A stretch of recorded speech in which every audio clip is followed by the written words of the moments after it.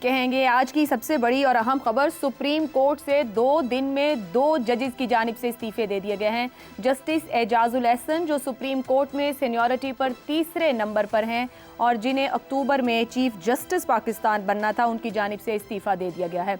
ये आपको बता दें, गुज़िश्ता रोज़ भी हमने प्रोग्राम में बात की थी, जस्टिस मज़ाहिर नकवी पर सुप्रीम जुडिशल काउंसिल में रेफरेंस जारी है।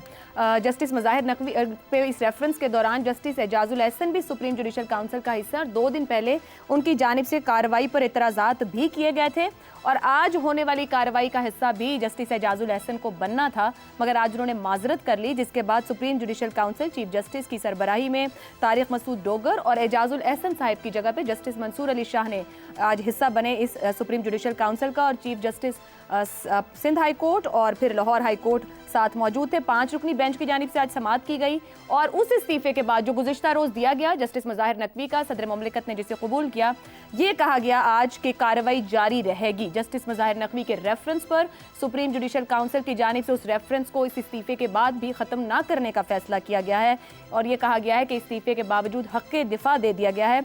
कल खुद भी पेश हो सकते हैं मज़ाहिर नकवी साहब, वकील के जरिए भी पेश हो सकते हैं। ये कार्रवाई जारी रहेगी और अब से कुछ देर पहले ये खबर सामने आई कि जस्टिस एजाजुल एहसन की जानिब से बतौर जज सुप्रीम कोर्ट इस्तीफा दे दिया गया है। आज जो सुप्रीम जुडिशल काउंसिल की कार्रवाई रही, वहाँ चीफ जस्टिस पाकिस्तान की जानिब से भी बड़े अहम रिमार्क्स दिए गए। उन्होंने कहा कि मामला बहुत बड़ा हो गया है, अब बात इस्तीफे तक की नहीं रह गई, जो इल्ज़ामात लगे हैं, जो सवाल उठाए गए हैं, उनके जवाब जानना ज़रूरी है। सोशल मीडिया और मीडिया पर जितना मामला आ गया उसे नज़रअंदाज नहीं कर सकते। हम पर अगर इल्ज़ामात लगते हैं तो नतीजतन अवाम भी जानना चाहती है कि आया वो दुरुस्त है या गलत है। हम यहाँ अपनी खिदमत के लिए नहीं, आईनी जिम्मेदारी अदा करने के लिए बैठे हैं। अदालत उज़्मा समेत तमाम इदारे अवाम को जवाबदेह हैं। 2 रोज़ में सुप्रीम कोर्ट से दूसरे जज का ये इस्तीफा, इसी मामले पर पैनल से गुफ्तगू करेंगे, पैनल के सामने सवाल रखेंगे। जस्टिस मज़ाहिर नकवी के बाद जस्टिस एजाजुल एहसन भी मुस्ताफ़ी, क्या जजेस में धड़ेबंदी का नतीजा सामने आ रहा है? ज़ैगम साहब, देखिए, ये आज की बात तो नहीं है, कहानी तो ये थोड़ी सी पुरानी है कि पाकिस्तान की जो सुप्रीम कोर्ट है उस वक्त उसने एक नई शक्ल ली जब इफ्तिखार चौधरी साहब लॉयर्स मूवमेंट के नतीजे में और जमहूरियत बहाल होने के बाद वापस आए और उनके साथ जज आए और उन्होंने एक ऐसी शक्ल अख्तियार कर ली जिस तरह ईरान में गार्डियन काउंसिल है, यानी वो हुकूमत के ऊपर उन्होंने एक हुकूमत बना ली। उन्होंने इस तरह की पोजीशन ले ली जिस तरह 58(2)B के तहत सदर की थी कि सदर हुकूमत गिरा सकता था। लाइक माइंडेड जजेस का उन्होंने एक ग्रोह बना लिया और एक नई जूरिस्प्रूडेंस, एक नई तरह की आईनी तशरीहात हमारे सामने आने लगी। मिसाल के तौर पे जो 58(2)B की जगह 62(1)F आ गया, जो मौजूद था लेकिन उसकी एक नई तरह से तशरीह कर दी गई और हमने देखा कि अब की अदालत ने उसको उठा के फेंक दिया गया। और उस वक्त की अदालत ने, इफ्तिखार चौधरी साहब की अदालत के बाद से और हम ख्याल जजों ने, उन्होंने अपने ऊपर यह हक ले लिया कि करोड़ों लोगों की मुंतखब हुकूमत के सरबराह को, वज़ीर आज़म को, वो ये सिर्फ ये कहकर निकाल सकते हैं कि तुम सादिक और अमीन नहीं हो। बग़ैर किसी प्रॉपर ट्रायल के, बग़ैर किसी कन्विक्शन के कोई एक चीज़ उठाएं और उस पर निकाल दें। उन्होंने मिसाल के तौर पर यह कर लिया कि तौहीन अदालत के अपने आप को ऐसे इख्तियार दे दिए कि लाखों लोगों के मुंतखब मेंबर कौमी असम्बली को वो असम्बली से उठाकर फेंक दें कि तुमने हमारी तौहीन कर दी है। हमने देखा कि उन्होंने हुकूमतें गिनानी, हुकूमतें बनानी शुरू कर दी। पंजाब की हुकूमत का आपके सामने मिसाल है। आपने देखा कि उन्होंने आइन की एक नई तशरीह शुरू कर दी। इसके नतीजे में एक तो पाकिस्तान में जो जुडिशरी थी वो बहुत ही कंट्रोवर्शियल हो गई और बजाय इसके कि पाकिस्तान की जो हमारे सिस्टम है, जो हमारी जमहूरियत है और ओवरऑल सिस्टम है, उसके अंदर वो तनाज़ात को निपटाएं, वो खुद तनाज़ात का हिस्सा बन गए और इसी का नतीजा ये था कि जुडिशरी के अंदर भी तकसीम हो गई। ऐसे थोड़े से जज बच गए जो असूलों की खातिर खड़े होने को तैयार थे, जिनका आपस में इत्तफाक सिर्फ इस बात पर था कि आइन के मुताबिक पाकिस्तान को चलना चाहिए, हमें आइन के मुताबिक काम करना चाहिए। और फिर हमने देखा कि उनकी भी प्रोसिक्यूशन की गई, ये जजेस उनके भी पीछे पड़े और पूरा सिस्टम भी उनके पीछे पड़ा। मैं समझता हूं कि इस वक्त जो है सुप्रीम कोर्ट ऑफ पाकिस्तान तब्दील हो रही है, दुरुस्त हो गया और तब्दील हो चुकी है, ठीक हो गया। हमने देखा है कि वो चंद जज जो असूल पसंद जज थे अब उनके पास एक ताकत आई है, उनके नंबर बढ़े हैं और अकाउंटेबिलिटी का सिस्टम एक आया है। तो ये लोग जो पुरानी विरासत है ये बहुत परेशान है, और ये नया जो सिस्टम है, जो नई तब्दीली है और जो अकाउंटेबिलिटी ठीक हो गया। ज़ैगम साहब कह रहे हैं कि बहुत कुछ तब्दील हो रहा है और ये बड़ी तब्दीली है। इफ्तिखार साहब, अब जस्टिस मंसूर अली शाह अगले चीफ जस्टिस पाकिस्तान होंगे। अक्टूबर में जस्टिस एजाजुल एहसन को बनना था। ये क्या धड़ेबंदी का नतीजा है? एक जज कल इस्तीफा दे रहे हैं, आज के इस्तीफे को कैसे काउंट किया जाए? ज़ैगम साहब ने बहुत तफसील से इस सवाल का जवाब आपको दिया है। ताज़ा तरीन सूरत हाल ये है कि एजाजुल हसन साहब नहीं चाहते कि मज़ाहिर नकवी के ख़िलाफ़ कार्रवाई जारी रहे। पाकिस्तान के अवाम को जब कल ये पता लगा कि एक जज जिसके ख़िलाफ़ करप्शन के चार्जेस पे सुप्रीम जुडिशल काउंसिल में कार्रवाई हो रही थी, तो उसने सज़ा से बचने के लिए इस्तीफ़ा दे दिया। और इस्तीफ़ा भी गैर आइनी तौर पे दिया, वो उसने अपने हाथ से नहीं लिखा था। और गैर आइनी ये भी था कि उसमें तारीख़ भी जो थी वो पिछले साल की थी, लेकिन सदर पाकिस्तान बादशाह हैं, जो मर्ज़ी करें, उन्होंने कबूल कर लिया।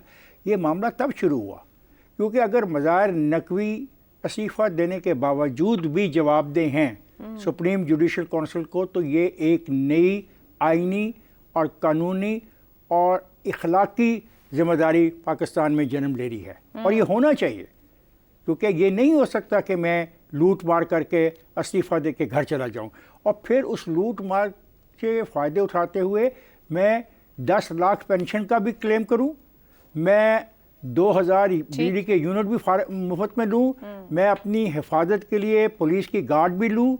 ये नहीं हो सकता, ये गलत है। इस पर रद्द-ए-अमल बहुत शदीद है सारे मुल्क में। तो मैं समझता हूँ एजाजुल हसन साहब को ये बात समझ आ गई कि अब वो दिफा नहीं कर सकते। और ज़ैगम ने बहुत खूबसूरत अंदाज में सारी कहानी आपके आगे पेश कर दी है कि आज का पाकिस्तान एक और पाकिस्तान बनता जा रहा है, जिसमें आइन को, कानून को इज्जत दी जाएगी, एहतराम दिया जाएगा। और ये जो ग्रुपिंग है अब द जजेस, ये ख़त्म होनी चाहिए थी, अब होगी। और एक आखिरी बात मैं कहना चाहूँगा, ये डराया जा रहा था कि अगर हुकूमत किसी की आ गई तो वो हुकूमत अक्टूबर से ज़्यादा आगे नहीं जाएगी। हम देख लेंगे हुकूमत कैसे जाती है, हम देख लेंगे जो कैदी हैं उनको कैसे रिहाई नहीं मिलती, हम आएंगे और सब जेलों के दरवाजे खोल देंगे और उन सब लोगों को बाहर ले आएंगे। ये भी प्रोपेगेंडा मौजूद था। ठीक हो गया जी, एक ब्रेक पे जाते हैं। ब्रेक आएंगे तो क्या वाकई बहुत कुछ तब्दील हो रहा है? इसी पर मजीद गुफ्तगू मुनीब साहब की राय और अब्सार साहब की इस ब्रेक के बाद। प्रोग्राम के आखिरी हिस्से में खुशामदीद। मुनीब साहब, आपकी जानिब आऊंगी। जस्टिस एजाजुल एहसन का इस्तीफा, इसकी टाइमिंग, इसकी सिग्निफिकेंस और इसके असरात, क्या बहुत कुछ तब्दील होने को है?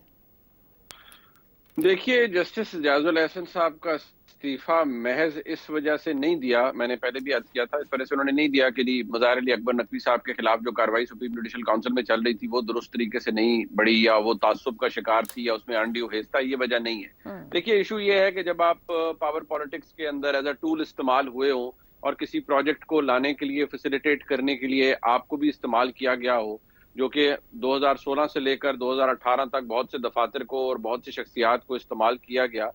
अब जब आप इस्तेमाल होते हैं तो आपको लग रहा होता है कि कोई बात नहीं, ये it's all part of the game. लेकिन मसला ये है कि बहुत सारी चीजें डॉक्यूमेंट हो रही होती हैं किसी जगह, बहुत सारी जगहों पर आप खुद को वल्नरेबल कर रहे होते हैं, लेकिन आपको उस वक्त एहसास नहीं होता।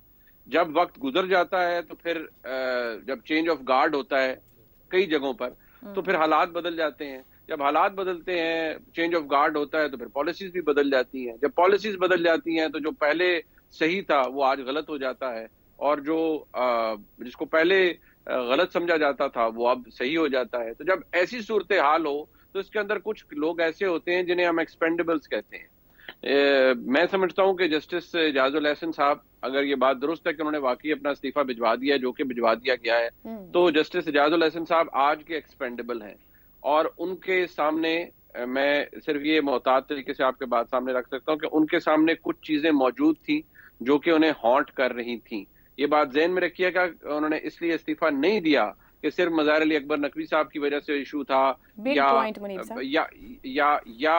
कि जी बेंच ठीक नहीं बन रहे, मुझे बड़ा उससे है। भाई, अक्टूबर में तो चीफ जस्टिस बन ही जाना था। काजी फाइजा साहब भी तो बेचारे साइड पर, उन्हें कॉर्नर में बिठाई रखा। इवेंचुअली उनको निकालने की कोशिश की गई, लेकिन वो चीजें कारगर साबित ना हुई, बैकफायर कर गई। और सुप्रीम कोर्ट के अंदर कुछ जज साहबान ऐसे थे जिन्होंने फिर काजी फैसल साहब का भी यकीनी तौर पर साथ दिया। लेकिन क्या इतना कुछ, मतलब इतनी कोई पहाड़ नहीं टूट पड़ा था कि अक्टूबर तक कौन छोड़ता है जी कि कोई मुल्क के पास, किसी के पास वक्त हो कि वो चीफ जस्टिस ऑफ पाकिस्तान बन सके और वो ना बने। कौन कहेगा कि जी क्या इसलिए कि जी मेरे कुलीग के खिलाफ जी बड़ी सुप्रीम जुडिशल काउंसिल में बड़ी गलत कार्रवाई हुई तो मैं बड़ा दिल बर्दाश्त हो गया और मैंने I thrown in the towel. ऐसे नहीं होता। There is something more to it, there is a lot more to it actually. और मैं आपको दोबारा कहूं कि ये जब सब कुछ किया गया, वो मॉनिटरिंग जज इन्हीं को बनाया गया था, एजाजुल एहसन साहब को, मियां नवाज शरीफ को कन्विक्शन करवाने के लिए और मरियम नवाज शरीफ की कन्विक्शन करवाने के लिए। तो आपका ख्याल था कि, अब मैं यही कहूंगा, सारे भी हाजी सनाउल्लाह तो नहीं थे ना, मतलब सारे फिर वो उसी गेम का हिस्सा थे और सारे जो कुछ कर रहे थे, किस तरह अरशद मलिक को कौन प्रेशराइज कर रहा था, कौन किस तरह चीजें डिक्टेट करवाता था, वो जो व्हाट्सएप के ऊपर एक वो JIT बन गई थी, ये बातें को हवा में तो नहीं तहलील हो गई ना, ये इसी जमीन के ऊपर हुई है और उसके अंदर लिविंग लोग मौजूद थे और टेंजिबल चीजें आज भी डॉक्यूमेंट की सूरत में मौजूद है, बहुत सारी वीडियो एविडेंस बहुत सारी चीजों की मौजूद है।